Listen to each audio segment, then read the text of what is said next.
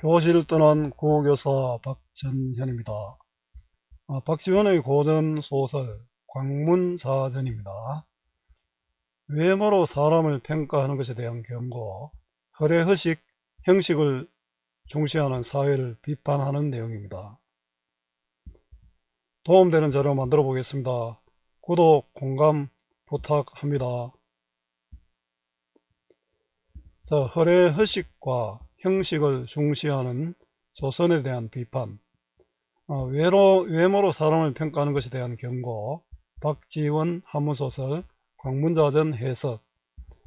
못난 거지 광문이 사람들을 감동을 준 이야기로 광문을 칭찬함으로써 양반을 풍자하고 있습니다. 입고 있는 옷으로, 타고 다니는 차로, 사는 집으로 사람을 평가합니다. 결혼도 조건을 따지는 경우가 많지만 외적 조건이 절대적이어서는 안됩니다. 조선시대 인물 광문은 신분이 낮고 추한 외모를 가졌지만 정직하고 소탈하고 진실한 사람이었습니다. 그래서 많은 사람들이 믿고 따랐습니다. 자, 박지원이 18세 때 병을 얻어 밤이면 청지기들을 불러 한간의 일들을 들으면서 광문의 이야기를 들었다고 합니다. 이때 박지원의 병이 우울증이었습니다. 우울증. 왜 우울증을 드냐면은 당시 사회가 너무나 불합리한 점이 많으니까, 박지원은 또 실학자잖아요. 그래서 현실에 대한 고민이 많아서 우울증이 걸렸는데, 그때 이제 옛날 이야기를 들으면서 많이 좋아졌다고 합니다. 양반까지 사고 파는 조선 후기 현실에서 광문의 이야기를 통해서 시인이 있는 생활 자세와 허욕을 부리지 않는 삶의 태도가 필요하다는 것을 말하고 싶었을 것입니다. 박지원의 작품들 다 읽어보면 좋습니다. 양반전, 예덕선생전, 일야고도하기, 허생전, 호질 많이 있죠. 또 수필들도 상당히 많이 있습니다. 이런 내용들은 대부분 열하일기에 수록되어 있습니다. 자, 국어 공부 잘 하는 방법입니다. 국어는 외우는 것 아니라 원리를 이해하는 것입니다. 따라서 본문 중심 공부 필요합니다. 이미 정해진 문제 유형, 기출, 수능, 학평이면 충분합니다. 한 2년 정도 보면 됩니다. 문제답 해설하는 수업 10시간 듣는 것보다 스스로 한 편 본문 정리하고 문제 풀어보는 것 도움됩니다. 100편 문제 푸는 것보다 10편 본문 정확하게 공부해야 합니다. 요약시 보고 문제만 푸는 공부 실패합니다. 국어는 정답을 찾는 것이 아니라 주어진 지문, 문제, 답지, 외적 증거, 바로 보기입니다. 보기로 된 상황을 파악하고 가장 알맞은 답, 최적 답을 찾는 것입니다. 교과서, 수특, 수완, 본문 중심 학습으로 문장 이해력 키워야 합니다. 문학은 제자료 도움됩니다. 이해의 배경입니다. 자, 이 작품은 거지인 광문을 주인공으로 하여 새로운 시대에는 신분이나 지위보다는 성실하고 시인이 있는 사람이 필요하다는 것을 말하고자 하는 한문 단편 소설입니다. 광문은 고전소설에서 흔히 볼 수 있는 인물과 달리 고귀한 혈통을 가지고 태어나거나 비범한 능력을 소유하고 있지 않는 인물입니다. 광문은 비렁뱅이이면서도 거지라는 뜻입니다. 마음이 착해 항상 주위 사람들을 감동시키는 인물입니다. 이러한 인물을 통해 새로운 시대의 인물상을 제시하고자 하는 것입니다. 특히 이 작품은 작가가 살고 있던 당시 사회상을 생생하게 묘사하고 있는 사실주의적 작품으로 평가됩니다. 작품 줄거리입니다. 광문은 종로 저작거리의 거지로 거지 아이들의 추대로 두목이 되어 소군인 운막집을 지키던 중 병들은 죽은 아이 때문에 의심을 받아 쫓겨납니다. 광문은 어느 집으로 피신하려다 도둑으로 오인받아 집주인에게 붙잡힙니다. 집주인이 그가 도둑이 아님을 알고 풀어주자 광문은 거적대기를 얻어 죽은 아이를 장사 지내는데, 이를 숨어서 지켜본 집주인이 광문을 가상히 여겨 약국에 추천합니다. 어느 날 약국에서 돈이 없어지는 사건 때문에 광문은 또다시 의심을 받습니다. 며칠 뒤 사건의 전말이 밝혀지고 이 일을 계기로 약국 주인은 광문의 정직함을 알립니다. 광문이 보증을 선다고 하면 아무리 많은 돈이라도 담보 없이 빌려줄 만큼 광문의 신망이 높아갑니다. 광문은 40이 넘도록 장가를 가지 않았는데 사람들이 장가 가길 권할 때마다 자신의 외모가 초하다는 이유를 들어 거절합니다. 한편 운심이라는 기생이 광문의 노래에 맞춰 춤을 추는 것을 본 양반들은 광문과 친구가 되기를 청합니다. 자, 한눈에 보기입니다. 전의 이해. 전이라는 건 뭐냐 하면은, 자, 무슨 전, 광문자전, 뭐 허생전 많이 나오죠. 자, 사마천의 사기로부터 출발한 전은 유명한 역사적 실존 인물의 이야기로 교훈적 요소를 지닙니다. 시간이 지나면서 평범한 인물들의 이야기로 확장되었고, 이 광문 같은 사람의 이야기도 있잖아요. 실존 인물만 아니라 허구적 인물도 많았습니다. 우리나라 고전소설의 전도 이러한 특성이 있습니다. 인물 정리해 보겠습니다. 광문, 못생기고 신분이 선하지만 정직하고 신의가 있고 물질에 집착하지 않는 인물입니다. 저하고 닮았네요. 못생기고. 집주인, 광문의 인간됨을 알고 광문을 약국 부자에게 소개해 줍니다. 약국 부자는 사려 깊은 인물입니다. 자신의 잘못을 인정하고 광문을 칭찬하는 인물입니다. 요새 뭐 자기는 잘못 없다고 설치는 사람들 많죠. 운심, 이름난 기생으로 광문의 가식 없는 모습에 공감하는 인물입니다.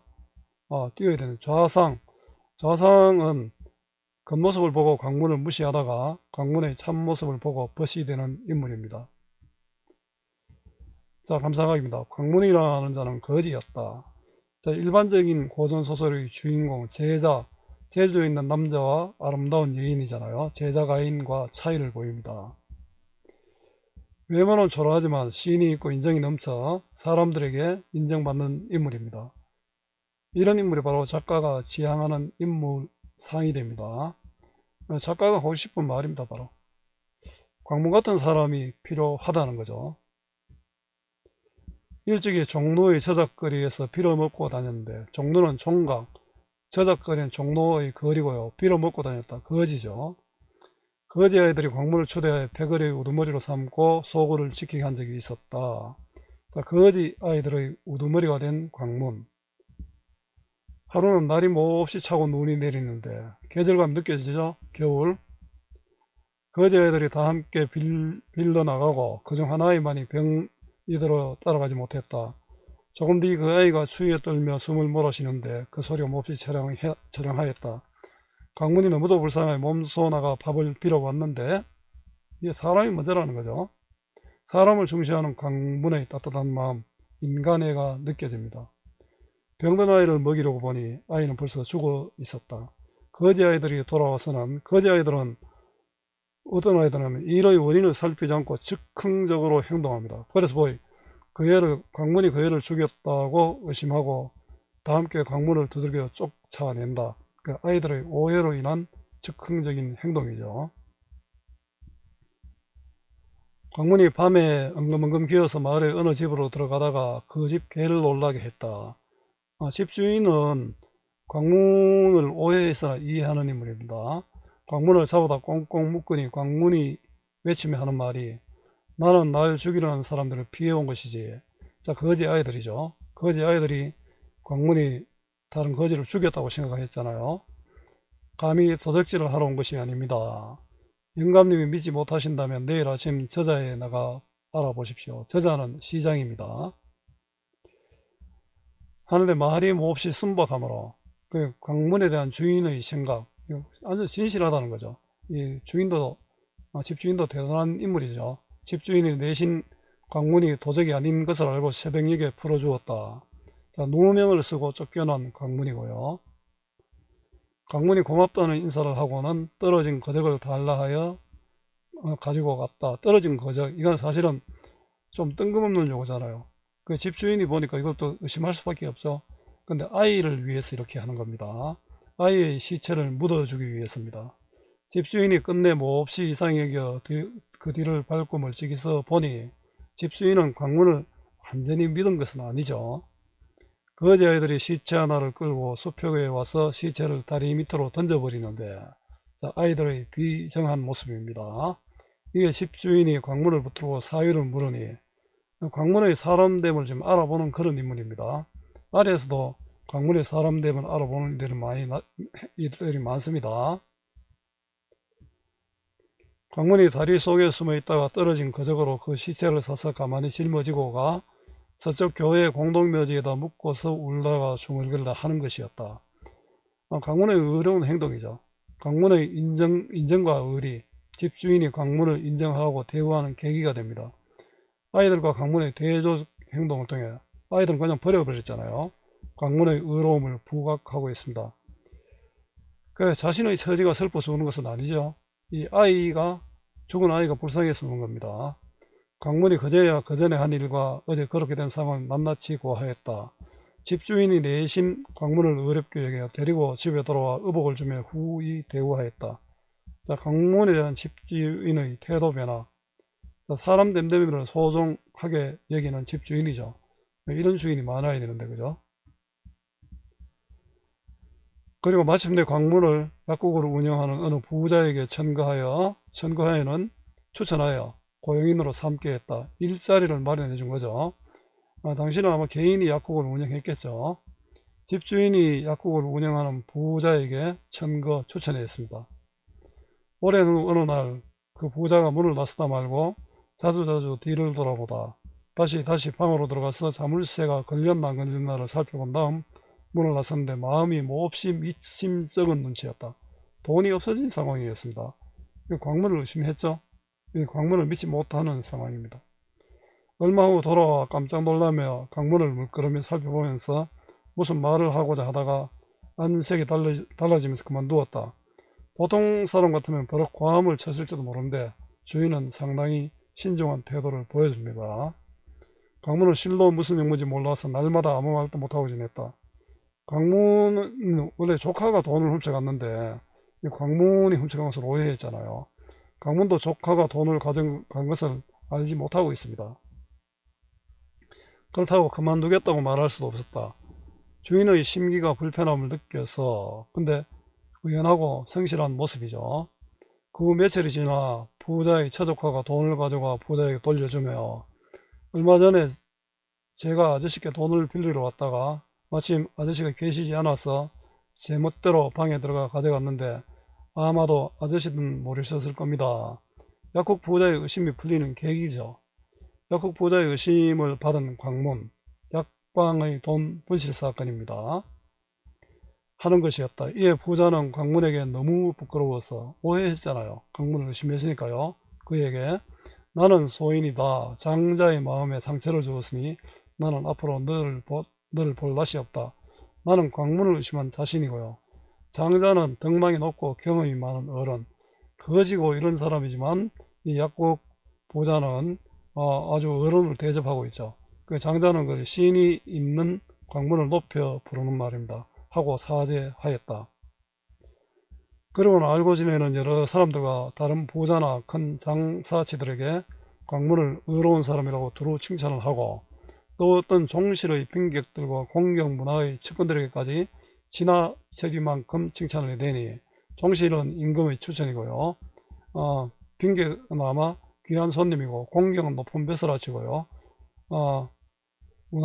문화는 권세가 있는 집입니다. 높은 벼슬아치에 권세가 있는 집에 지나치리만큼 칭찬했다. 광문이 칭찬받을 만큼 지배층 양반들이 무능했음을 보여주고 있습니다. 공경문화의 측근들과 종실의 빈객들이 모두 이 이야기거리를 만들어 밤이 되면 자기 주인에게 들려주었다. 사람의 입에 광문의 이야기가 오르내리는 거죠.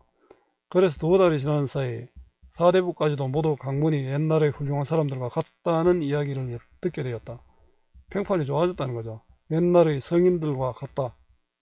광문에 대한 긍정적 평가가 확대되었습니다.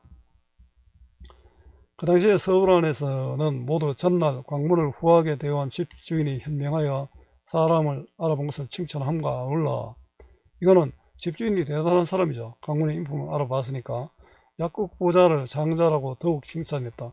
자기 잘못을 용서를 빌었잖아요. 자기 잘못에 대해 적극적으로 반성했잖아요. 이런 게 요즘 좀 높은 사람들한테 부족하죠.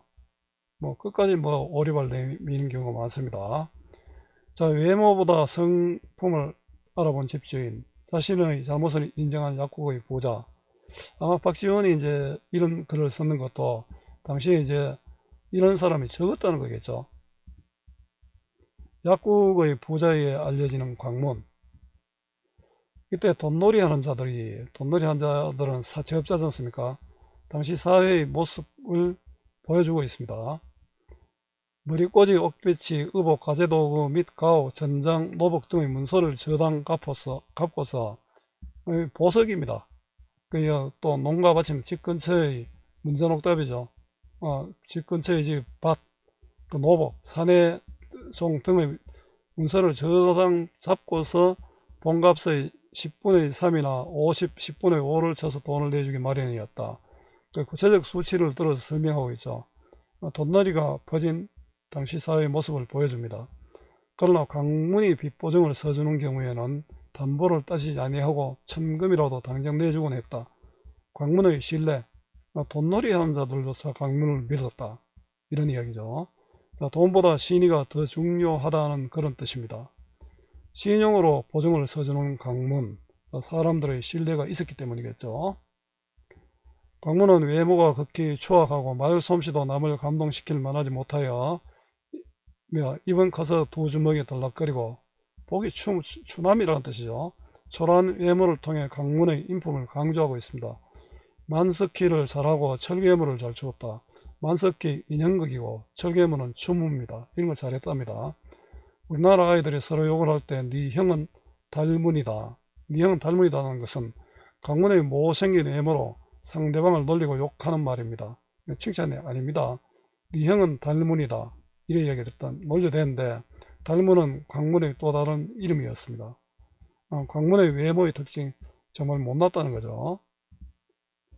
광문이 길을 가다가 사오는 사람을 만나면 그도 역시 옷을 홀랑 벗고 사원판에 뛰어들어 뭐라고 시부렁대면서 땅에 금을 그어 마치 누가 바르고 누가 틀리다 하는 것을 판정이라도 하는 듯한 신용을 하니, 자, 이 상황에서 사오기 어렵겠죠. 뭐 사오는데 와가지고 옷 벗고 뭐 이런 하면은 사오기 어렵겠죠. 자신의 희생으로 사움을 말리는 광문입니다. 사람들이 웃겨서 사움을 말리는 광문의 재치입니다. 온 여자 사람들이 다 웃어대고 사오던 자도 웃음이 터져 어느새 사움 풀고 가버렸다. 재치로 사움을 말리는 광문입니다. 광문은 나이 40이 넘어서도 머리를 닦고 다녔다. 결혼하지 않는 소년들의 머리 모양입니다. 머리를 닦은 게. 광문은 미혼이다는 거죠. 남들은 장가가라고 권하면 하는 말이 잘생긴 얼굴은 누구나 좋아하는 법이다. 그러나 사내만 그런 것이 아니라 비록 여자도 역시 마찬가지다. 그러기 나는 본래 못생겨서 아예 용모를 꾸밀 생각을 않는다. 남녀에 대한 광문의 평등한 가치관이 드러나죠. 여자 입장에서 생각하고, 이런 걸 우리 한자성어로 역지사지라고 할 수 있습니다. 남성과 여성에 대한 평등의식을 가진 광문입니다. 하였다. 남들이 집을 가지라고 권하면 나는 부모도 형제도 처자도 없는데, 자, 혈혈당신 이런 걸 사고 무친이라고 합니다. 집을 가져 못하리. 더구나 나는 아침이면 소리 높여 노래를 부르며 저자에 들어갔다가 저물면 부귀한 집 문간에 사는 게 보통인데 서울 안에 집호수가 자그마치 8만호다. 내가 날마다 자리를 바꾼다 해도 내 평생 다 못 자게 된다고 하였다. 자, 일정한 거처가 없는 광문이고요. 물질적 욕망을 초월한 자유로운 삶을 추구하는 광문입니다. 또 낙천적 태도가 드러납니다. 결혼에 대한 광문의 생각과 무력에 얽매이지 않는 광문의 삶입니다. 서울 안의 명기들이 이름난 기생들이 아무리 곱고 아름다워도 광문이 칭찬해주지 않으면 그 값이 한 푼어치도 못 나간다. 자, 이건 광문에 대한 믿음입니다. 그 명기들도 광문의 칭찬을 받아야 된다는 거죠. 사람을 보는 안목을 인정받은 광문입니다. 아래는 구체적인 사례를 제시하고 있습니다. 예전에 공중의 우리마, 저 우리마는 근위병입니다. 전의 별감, 궁궐 호위병이고요. 부마도에는 임금의 사이, 청지기는 양반집에서 시중 들던 사람, 그리고 오소매를 늘어뜨리고 운심의 집을 찾아간 적이 있다. 운심은 기생입니다. 기생집에 찾아갔는데 운심이 이 사람들 본체도 안 했다는 거죠. 운심은 유명한 기생이었다. 대청에서 술자리를 벌이고 검은거를 타면서 운심더러 춤을 추라고 재촉해도 운심은 일부러 늑장을 부리며 선뜻 추지를 않았다. 찾아온 사람들이 마음에 들지 않는다는 거죠. 운심의 도도한 태도가 드러납니다. 강문이 밤에 그 집으로 가서 대청 아래 어슬렁거리다가 마침 자리에 들어가 스스로 상자에 앉았다. 윗자리에 앉았다는 거죠. 강문이 비록 헤어진 옷을 입었으나 행동에는 조금도 거리낌이 없이 의기양양하였다. 자, 세속적 가치에 연연하지 않는 강문의 당당한 태도입니다. 눈가는 짓무르고 눈곱이 끼었으며 취한 척 구역질을 해대고 엉클어진 머리로 북상투는 아무렇게나 올린 상투입니다. 튼치했다. 못생긴 데다가 살림도 완전히 엉망이었죠. 못난 모습 그대로 광문입니다. 광문은 가식이 없습니다. 온 좌상이 실색하여, 온 좌상은 그 자리에 앉은 어른들이 얼굴빛이 달라져. 이 사람들은 외양만으로 광문을 평가한 사람들입니다. 광문에게 눈짓을 하며 쫓아내려고 하였다. 광문이 더욱 앞으로 나아가 무릎을 치며 곡조에 맞춰 노프랑 나지락 콧노래를 부르자. 자, 가식 없는 광문의 행동입니다. 운심이 곧바로 일어나 옷을 바꿔 입고 광문을 위하여 칼춤을 한바탕 추었다. 자, 광문의 행동에 감동한 운심의 춤입니다. 앞에 사내들이 아무래도 운심 춤도 안 췄는데 이래 하니까 감동받겠죠. 그래야 온 자상이 모두 즐겁게 놀았을 뿐 아니라 또한 광문과 벗을 하고 헤어졌다. 자, 광문의 사람됨을 알아보고 벗이 되었다는 뜻입니다. 도도한 운심의 마음을 움직인 광문입니다. 정리해 보겠습니다. 한문 소설이고 단편 소설이고 또 풍자 소설입니다. 성격은 풍자적이고 또 사실적이고 당시 현실을 비판하고 있습니다. 비꼬고 비판하는 겁니다. 시인이 있는 생활 자세와 허욕을 부리지 않는 삶에 대한 태도 추구입니다. 정직하고 시인이 있는 삶에 대한 예찬, 권모술수가 판치는 사회에 대한 풍자입니다. 하청민 광문의 인품을 통해 바라본 조선 후기의 세상의 모습, 부정적인 모습이죠. 시인이 있는 생활 자세와 허욕을 부리지 않는 삶의 태도, 특징입니다. 조선 후기 한양의 종로 제자를 배경으로 하고 있고요. 전지적 작가 시점을 보여줍니다. 조선 후기 사회의 모습을 사실적으로 묘사합니다. 주인공 광문의 성격과 관련된 일화들을 사파는 짧은 이야기입니다. 사파 형식으로 나열하여 개성적 인간의 모습을 부각하고 있습니다. 거지인 주인공의 이품을 예찬함으로써 양반사회에 대한 풍자 효과를 높이고 있습니다. 일반적 고전소설의 주인공 제자가인 재주 있는 남자와 아름다운 여인과 다른 인물형을 통해 작가의 새로운 인간상에 필요하다는 주제의식을 강조하고 있습니다. 자, 작품에 반영된 그 근대적 가치관은 나옵니다.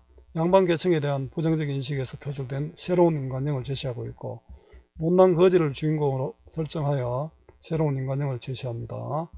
거지 광문이 존경을 받는 것으로 인간의 평가 기준으로 제시를 하고 있습니다. 결혼에 대한 남녀의 평등 관계를 보여주죠. 남자들만 아니라 여자들도 잘난 사람 좋아하는데 나 같은 못난 사람 좋아할 일이 없잖아. 그래서 나는 결혼하지 않겠다. 여자들도 남자가 생각이 같다는 거죠. 진실하고 욕심 없고 모든 사람과 어울리는 강문을 통해 가식적이고 위선적이고 탐욕에 빠진 양반들을 풍자하고 있습니다. 자, 수고 많았습니다. 제가 살아 있는 한 좋은 자료로 보답하겠습니다. 어디서나 검색은 박전현입니다.